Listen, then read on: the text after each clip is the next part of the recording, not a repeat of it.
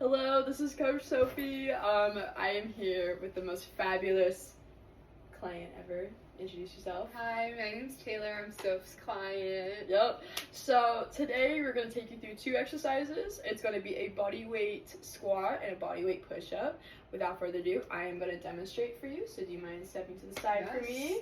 Yes. Okay. So body weight squat is very, very simple. You've performed it throughout your everyday life. It's how you sit on a chair, which is actually the key point I'm going to use today. So when you're squatting, you're going to have your feet about shoulder width apart like this, and you're going to think of your hips pushing backwards first, and then your knees are going to bend while your hips are pushing backwards. So this is going to be typically side view, and voila. So this is going to train primarily your quads. Your agonist muscles are going to be your quads. Your antagonist muscles are going to be your glutes and your hamstrings. And then this is going to be your eccentric lengthening movement, isometric, and then concentric coming up. So I'm going to have my lovely client Taylor come right here. Yes. So I'm going to take you through a full set of 5 squats. Okay? So based off how I prepared, show me how you would squat. Okay. Amazing. Okay, you're going very, very deep, which is awesome. But just try to keep it at 90 degrees on your knees. Yep. Perfect. Okay. Amazing. How does that feel? It was awesome. Feels awesome? Okay. Great depth. The body is upright. Amazing work. You're facing forward. Great work traveling in that sagittal plane. Fantastic. Amazing. So, she sat on a chair fantastically. A test and measure that we would use for a bodyweight squat to measure, she was actually doing it, which is ironic, is the bodyweight squat measurement test, which is, I think that's the right word for it, but it's when you have your hands above your head, and this is when the physical therapist or athletic trainer is going to assess how she performs in a squat. So I'm going to have you come right here. Okay. And we're just going to demonstrate. I'm not sure if you're supposed to, but we're going to have your hands above your head like this. Just wait, feet shoulder width apart again. There you go. And then I want you to squat with your, arms are going to be by your ears. And then squat for me. Amazing. Okay, so typically the therapist will be behind the client to see if there's any hip tilting, to see if she's dominant on one leg or the other.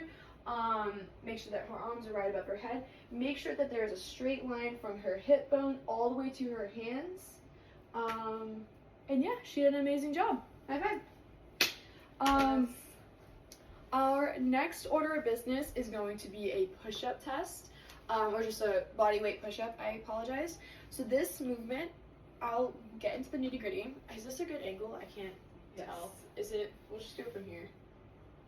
Here? Yeah. That's Okay. totally good. Yeah? Can you see my Yes. whole, I can see your whole body. my feet need to be in it, that's the thing. Should I end it? Pause it, yeah, we'll just do 2 takes.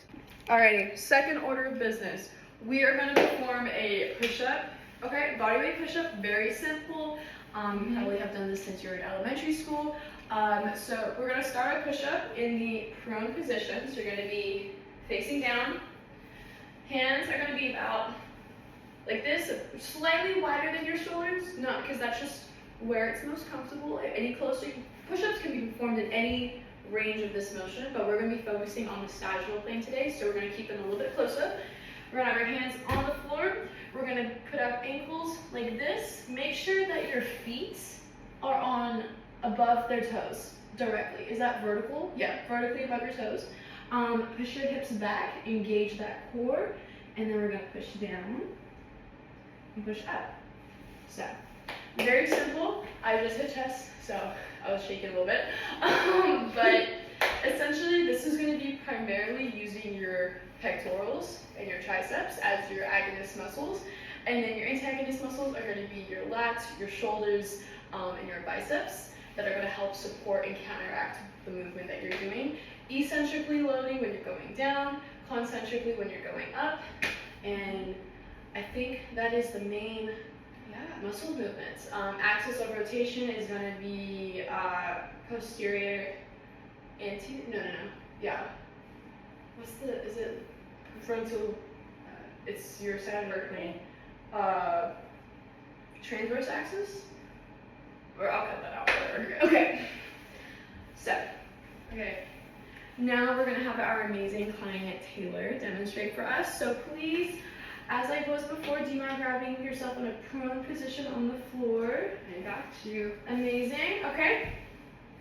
Now, based on Taylor's strength, we may have to adapt this exercise. She may need to go on her knees, which is completely okay. Whatever feels most comfortable to you. Now, you can see that I can see that her hands are slightly wider than her shoulders. She's going to push down for me, please. Amazing, good work. Now, it's very important to keep this back straight. One more time, please.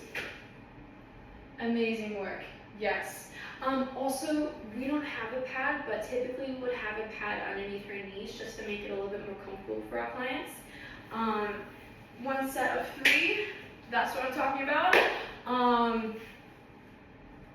A typical test that we would perform for push-ups specifically would just be a 1-minute muscular endurance push-up test where we would test how many push-ups a client can do within 1 minute to see their muscle fatigueness and how that would get put into a fitness group or a fitness level and compared to other data results that have already been taking place, and they'll be placed in a percentile. So, that is enough from us. Thank you so much, and we'll see you next time. Bye!